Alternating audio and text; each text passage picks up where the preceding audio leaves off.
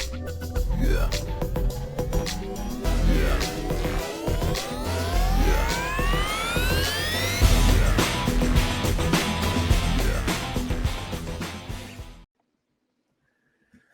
What's going on, everybody? The Cornerman _ MMA with the man of the hour, man of the week, Danger, Matt Schnell. How you doing, man?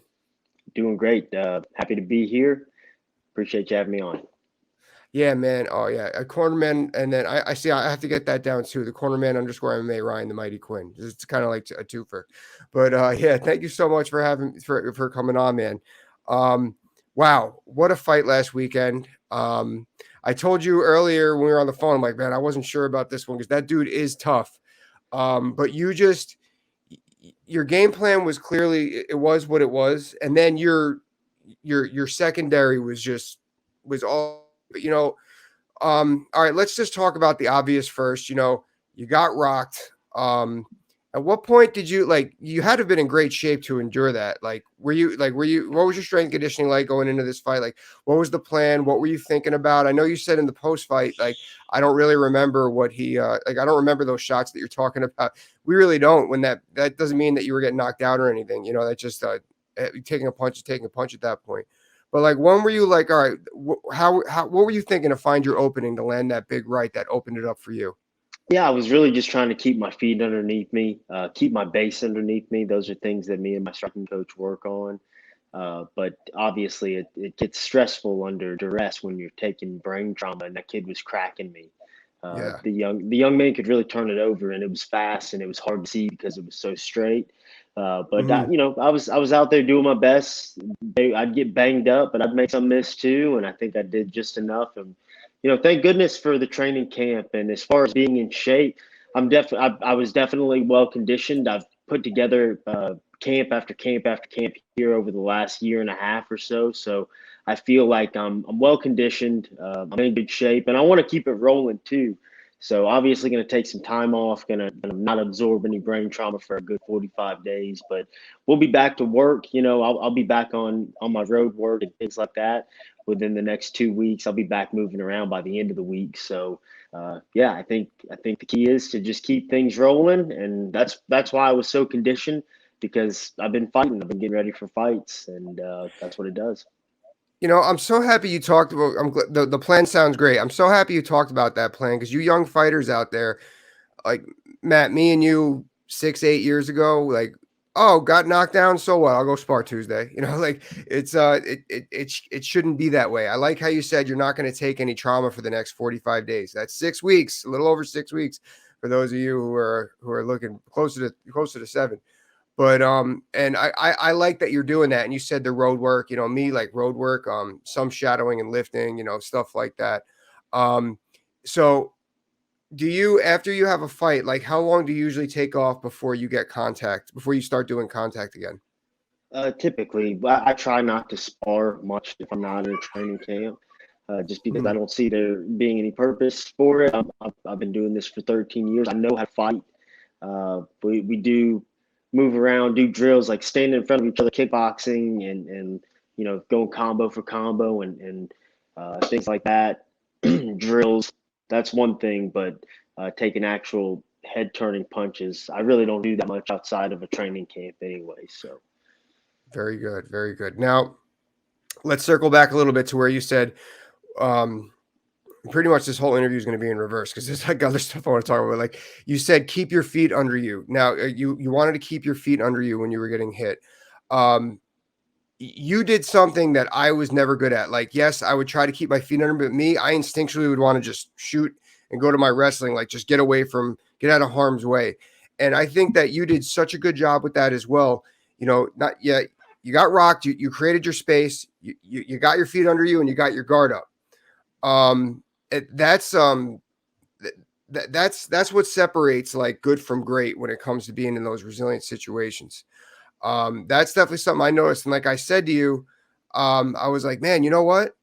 Matt, this guy's throwing, but Matt's really defending a lot of these. He's really defending a lot. It's not that I noticed he was going to punch himself out, but you were really defending well, and I could tell that you were gaining your bearings back a little bit. until you did. And we'll get back to the did part, but I want to talk about the first round a little bit. Everyone's going to talk about the later part of the fight and the finish forever with this fight. But the first round, there was a lot of Brazilians. There was a lot of resilience and brilliance in it in the first round, particularly with the grappling. You had a sick omoplata attempt.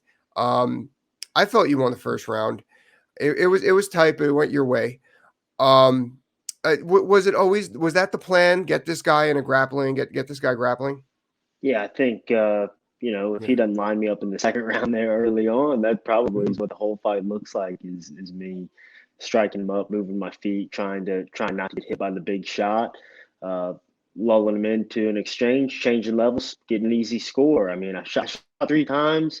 One, I was a little hurt and it was a little half-hearted, but the other 2 I scored on, and it was nice and clean. And interestingly enough, those are progressions that we thought would be there, but those weren't the progressions that I worked the most. So I think I could have scored in a different. I've been doing this for a long time. I don't come from a wrestling background, but I'm capable of changing levels and running down takedowns and driving my feet and doing that. So yeah, I think I would have had that advantage throughout the entire fight. The last takedown where you slipped the left hand was beautiful. That was just that was, you could have fooled me. You don't come from a wrestling background. Now talking again about your footwork, he was moving in and out. He's a little bit taller than you, right? Yeah. Okay, so he's a little bit longer. Seemed like when we stood face to face, it looked like maybe half an inch that he was taller, not even a full inch. But he's a lanky guy for sure. Yeah. So you did such a good job you stayed poised. Like I tried to say this to my fighters when I was coaching, like sometimes going forward is just holding your ground. And you did that. Like you knew when to just take a step back when he was coming forward, but your lateral movement, I thought was key. I thought that was great. Like that's not something that you just do. That's a lot of work. I felt that was on the money. You had times where you like made him paint himself into a corner almost. I thought that was brilliant. And okay, those are the 2 things I wanted to touch on in the first. Your footwork was money. Like, is that something you work? I guess I'll ask you that. Yeah, honestly, we do work on my footwork a lot, and I didn't always, because it's always been something that I kind of naturally did well, as I've always had a good pair of feet underneath me. But it's something that we like compartmentalized, taken. I put time and effort into the way my feet move, and sometimes it's very monotonous drills where I'm literally just moving in certain patterns over and over again. But we're trying to check ourselves of shout out to the rhythm step, Barry Robinson, trying to check myself of taking that rhythm step, stepping back, bringing my feet together, breaking my base. And when I say that, I believe I'm more durable because of that. I genuinely think that.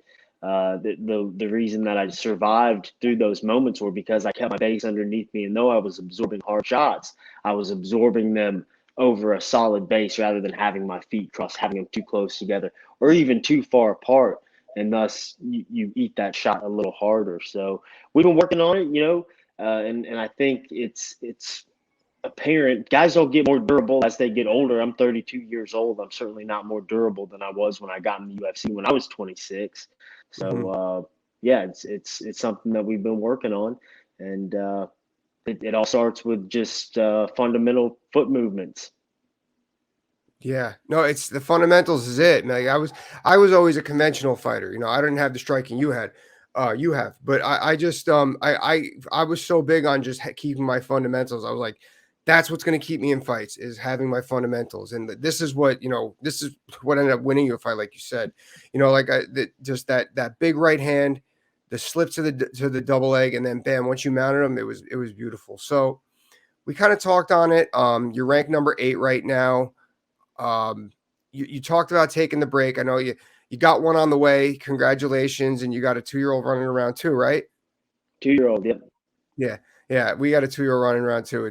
You're the busiest you're ever going to be, but it's the best. Yeah. I know you're a family man, so you're going to take time off. You got any big plans with them over the next 6 weeks or so? Yeah, we're actually going to San Antonio the first week of August, I believe, and we'll be in Dallas next weekend for the UFC events. This weekend, I'm commentating an event in what the heck is that? Somewhere in Louisiana, Marksville. Marshville, Louisiana. I'll be commentating, aka on Fight. Uh, I think it's an app or something like that. But so I'll be doing that. So I'll be busy trying to get my feet back under me. And like I said, Yeah. by the end of the week, I'll be back on the road, back in my getting my conditioning back in order at least. Love it, love it. So, all right, we're gonna take 6 weeks off. So we'll probably see like a winter-ish return, like December, January. Does that make sense? Maybe November? I called for the November 16th one, and we'll see if that happens. If not Madison Square Garden, then yeah, I could probably wait. I would like to get another one in before the year's end, just because it's been a big year, and I'd like to start averaging three fights a year. I'm like I said, I'm 32 years old. I'm coming. Mhm. We're not in the front half of my career. We're definitely in the back half of it. So I'd like Mhm. to stick to that three fights a year. And I know I just took a lot of damage, and we're gonna I'm getting my face X-rayed and stuff like that. We're gonna make sure everything's good. But Yeah. cognitively, I feel fine. My feet are underneath me. I really didn't struggle with headaches and things like that afterwards. So I know I took a lot of punishment out there, and we're like I said, definitely not going to jump back into sparring or anything like that. But Mhm. yeah, I'd like to get back out there at least once before the year's over. Well, I know we want to see you. Yeah, I mean, I love hearing everything you're saying. You're just doing it all right. You're well aware. Yeah, you're in your 30s. First of all, don't beat yourself up about that. I'm 35, and I still think I can get one more. But Let's go. yeah, let's do it, right? Gotta get some. I gotta put down the cookies. But you're doing everything right. You still got prime years left, man, and um, yeah, you got good people around you. I saw Eve's in your corner. Eve's legend of the sport, always taking care of the next generation. Um, so yeah, but all right. So we said when. Is there a who that you have in mind? Is there anyone, or you just want to keep climbing up the ranks? Yeah, I would like somebody ranked higher than me, but I'll fight whoever the UFC thinks that would be fun. They came to me with the Sumu Darji fight, and I don't know if they were like, this is going to be a good scrap or what they were Mhm. thinking, but turned out it ended up being a good scrap. So I trust them. Mick Maynard's always done me well. We'll see what he thinks is next, but I called for Matheus Nicolau, Brazilian kid. He's ranked one Yeah, ahead of me. And I think that I still think that would be a pretty fun one. So that'd be cool. Madison Square Garden, if all goes well, that'd be perfect timeline. Get one more fight in. Get to be there for my wife. The back end of my wife's pregnancy, have a baby, have a little time off. Probably fight sometime mid 2023 next. yeah. Well, you know what? I'm gonna lobby for that danger at Madison Square Garden. I would love to see you there. I hope you get it, but if not, we're gonna be looking forward to the next one. Um, Nothing but sky's the limit for you, man. Matt Schnell, Danger, thank you so much for coming on. Can't wait to get you back on, whether it's before the next fight or whenever. Talk, just hear about what you're doing and everything for the sport. Thank you so much. Appreciate you, brother. Thank you too, Quinn. I really appreciate you. And like I said, anytime, man, we can do this. Love it. Thanks, bro. You have a good evening. Okay. Thanks. Yeah. Yeah.